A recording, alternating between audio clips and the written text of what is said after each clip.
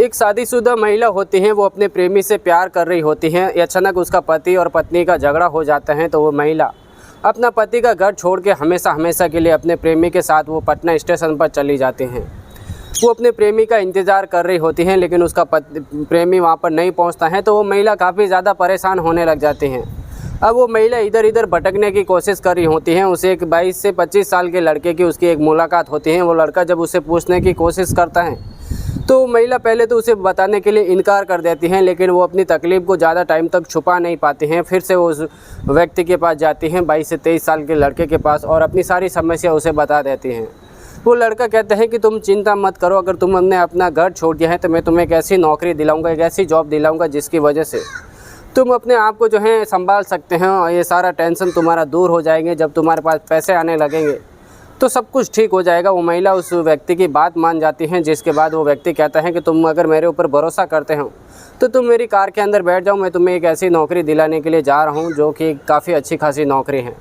वो महिला उसकी बात मानती है। बात मानने के बाद उस टैक्सी के अंदर बैठ जाती हैं। वो व्यक्ति पटना स्टेशन से लेकर उसे पश्चिमी बंगाल लेकर चला जाता है, और वहाँ पर एक भीड़ भाड़ इलाके के अंदर एक कोटा होता है, वहाँ पर उसे रुकने के लिए कहता है। वहाँ से वो 2 लाख रुपए लेकर चला जाता है, जिसके बाद 2 दिन के बाद उस महिला को इस बात की जानकारी लगती है कि उसे कोई जॉब नहीं मिली है, बल्कि एक कोटे पर उसे बेच दिया गया है। जैसे ये बात वो महिला सुनती है तो उसके पैरों तले ज़मीन खिसक जाती है, और ऐसे धीरे धीरे करके आए दिन उसके साथ 5 से 6 लोग उसके साथ संबंध बना रहे होते हैं।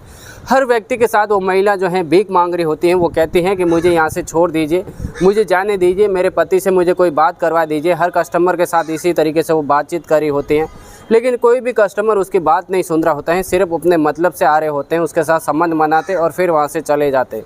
इसी तरीके से धीरे धीरे वक्त बीतता होता है, लेकिन एक दिन एक लड़का आता है। जैसे ही वो लड़का उसके साथ संबंध बना रहा होता है, वो महिला उसके सामने गिड़गिड़ाती हैं, वो रोती हैं, वो अपना सारा दुख सुनाती हैं। वो कहते हैं कि मेरे पति से मुझे बात करवा दीजिए, मेरे पति से मुझे मिलना है, मुझे यहाँ से जाना है। आखिरकार वो लड़का उस महिला की बात मान लेता है, और यहीं से कहानी की शुरुआत होती है। जब आसपास के लोगों को इस बात की जानकारी लगती है तो वो भी सोचने पर मजबूर हो जाते हैं, और देखते ही देखते ये कहानी सोशल मीडिया पे भी खूब ज़्यादा वायरल हो जाती है। आखिर उस महिला के साथ क्या हुआ था, पूरी जानकारी इस वीडियो के माध्यम से आप सभी को विस्तार से बताऊंगा। नमस्कार दोस्तों, मैं रमजान सैया, और आज की सच्ची घटना जो मैं आपको सुनाने जा रहा हूँ, दरअसल बिहार का एक ज़िला लगता है पटना, और यहीं पर एक थाना लगता है मनेर थाना, और यहीं के रहने वाले राकेश, जिनका काल्पनिक नाम होता है, और उनकी शादी 2021 में आशा नाम की एक महिला के साथ उसकी शादी हो जाती है। और शादी के बाद पत्नी पत्नी दोनों जन प्रेम से रह रहे होते हैं, उसे किसी चीज़ की कमी नहीं होती है। राकेश अपनी मेहनत मजदूरी करके आशा का पेट पाल रहा होता है। इसी तरीके से उस घर में सब कुछ ठीक ठाक चल रहा होता है, लेकिन राकेश अपनी सुबह की ड्यूटी पर जाता तो शाम को ही अपने घर पर लौटता, और इसी बीच उसकी पत्नी आशा घर पर बिल्कुल भी अकेली रह रही थी, और इसी तरीके से उनका समय बीत रहा होता है। लेकिन आशा जब भी अपने पति के जाने के बाद वो अपने काम से फुर्सत होती हैं तो सीधा फ़ोन लेती हैं, और फ़ोन लेने के बाद अलग अलग सोशल मीडिया के ज़रिए वो अलग अलग जगहों पर देखा करती थी, उसे चलाया करती थी, और इसी तरीके से वो अपना समय बिता रही होती हैं। एक दिन इंस्टाग्राम के जरिए एक व्यक्ति की उसे फ्रेंड रिक्वेस्ट आती हैं। आशा उस फ्रेंड रिक्वेस्ट को एक्सेप्ट कर लेती हैं, और इसके बाद एक व्यक्ति जो है आशा को मैसेज करने लग जाता है। दोनों के बीच में धीरे धीरे बातें होने लगती हैं, और बातें इस कदर बढ़ जाती हैं कि दोनों एक दूसरे के फ़ोन नंबर भी एक्सचेंज कर लेते हैं। वो व्यक्ति आशा को सब कुछ अपनी जानकारी बता देता है। आशा भी यहाँ पर अपनी सारी जानकारी बता देती है। वो कहती है कि मेरी एक लड़की है और मैं अपने पति के साथ रहती हूँ, और वो भी जो है आशा भी उस व्यक्ति के बारे में सब कुछ जान लेती हैं, और इसी तरीके से दोनों एक दूसरे के फ़ोन नंबर भी लेते हैं। अब एक दूसरे जो है वीडियो कॉल पर भी बातें करते रहते हैं, और आए दिन उनके बीच में घंटों घंटों बातें होती रहती हैं। धीरे धीरे वक्त बीत रहा था। वक्त बीतने के साथ आशा का जो पति होता है राकेश, एक दिन रात को आशा को फ़ोन आता है। आशा उठकर बाहर चली जाती हैं, जिसके बाद वो फ़ोन पर बात कर रही होती हैं, तो राकेश चुपके से उसका पीछा करता है और उसकी सारी बातें सुन रहा होता है। तो राकेश को लगता है कि आशा जो ऐसे बात कर रही है वो किसी पति से कम बात नहीं कर रही है, यानी कोई और उसका बॉयफ्रेंड हो चुका है, या फिर उसके जो हैं किसी के साथ रिलेशन में आ गई हैं। इसी तरीके से वो बात कर रही होते हैं। तो राकेश आशा से पूछताछ करता है, जिसके बाद आशा जो है राकेश को इधर इधर घुमाने की बात करते हैं। राकेश काफ़ी ज़्यादा गुस्सा हो जाता है, जिसके बाद आशा की मारपीट कर लेता है। अब इसी तरीके से आए दिन दोनों के बीच में झगड़े चालू हो जाते हैं, और ये बात सारी जो आशा है वो अपने बॉयफ्रेंड जो इंस्टाग्राम के जरिए जो बॉयफ्रेंड बनाती हैं उसे ये सारी जानकारी शेयर करती रहती हैं। धीरे धीरे वक्त बीतता है। आखिरकार आशा को जो बॉयफ्रेंड होता है वो कहता है कि तुम एक काम करो, अगर तुम्हें इतनी तकलीफ है, उतनी तुम्हारे साथ मारपीट करते हैं, तो तुम अपने कपड़े लेकर पटना स्टेशन पर आ जाओ और मैं भी तुम्हें वहीं पर मिलूँगा और यहाँ से हम लोग जो कहीं दूर चले जाएंगे, जिसके बाद हम लोग खुशी खुशी की तरह रहेंगे। आखिरकार राकेश की पत्नी उस लड़के की बातों में आ जाती हैं आशा, और वहाँ से एक दिन अपने घर से कपड़े बैग में भरती हैं, कुछ गहने वगैरह जितने भी रुपए पैसे होते हैं वो सारे वहाँ से लेती हैं और सीधी पटना स्टेशन पर चली जाती हैं। जैसे ही पटना स्टेशन पर जाती हैं वो अपने प्रेमी को फ़ोन करती हैं। उसका प्रेमी फ़ोन उठाता है, वो कहता है कि तुम वहीं पर रुकना, मैं आ रहा हूँ।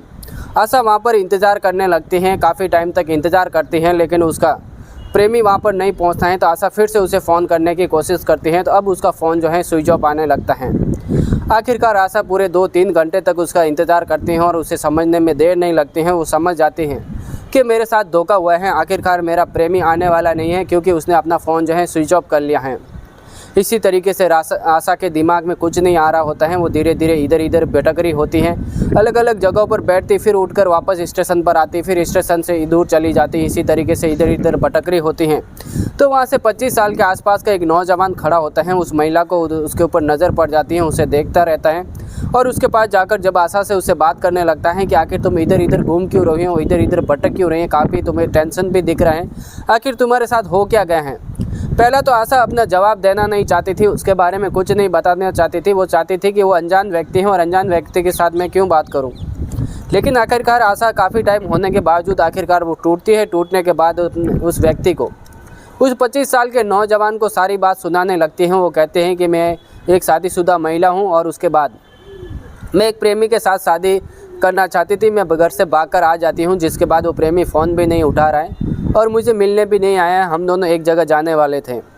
आशा को वो लड़का कहता है कि चलो कोई बात नहीं, ये सब कुछ तो हो गया, तुम अपने घर भी नहीं जा सकती हो, लेकिन मैं एक तुम्हारे लिए काम कर सकता हूँ, मैं तुम्हें एक अच्छी जॉब दिला सकता हूँ और वो जॉब जैसे ही तुम पाओगे तुम अपना घर का खर्चा भी चला लोगे और तुम्हारी ज़िंदगी भी जो है थोड़ी सुधर जाएगी। आशा कहती है कि आखिरकार मुझे जॉब कहाँ पर मिलेगी ऐसे अनजान शहर के अंदर। तो वो व्यक्ति कहता है कि तुम चिंता मत करो, मेरे पास बहुत सारी जॉब हैं और मैं तुम्हें एक ऐसी जॉब दिलाऊंगा जिसके बाद तुम्हारी सारी समस्या हल हो जाएंगे और तुम्हारा दिमाग भी जो है काम करने लग जाएगा। आखिरकार आशा कहती है उस व्यक्ति के ठीक है भैया, मुझे अगर आप ऐसे जॉब दिलाना चाहते हैं तो दिला दीजिए।